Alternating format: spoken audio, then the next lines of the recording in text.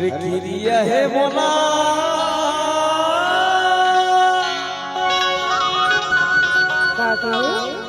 किरिया है तोरे बरे वो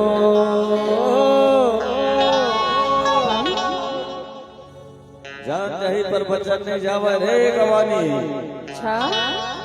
मैं तो लटका माया करता हूँ और तोर मुंह न फुला देता तो मुझे पसंद नहीं हो ठीक काबर का कारण मत मर मुंह न फुला दिखाता है जवानी।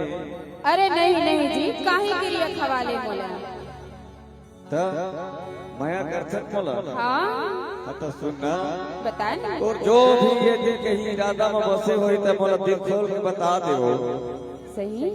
मैं तो पूछत हूं हां आना रानी वो का बाटे बता आना रानी वो बता किरिया है मोला किरिया है तोर बरवो किरिया है मोला किरिया है तोर बरवो आना रानी वो बता आना रानी वो आना माया रे बता आना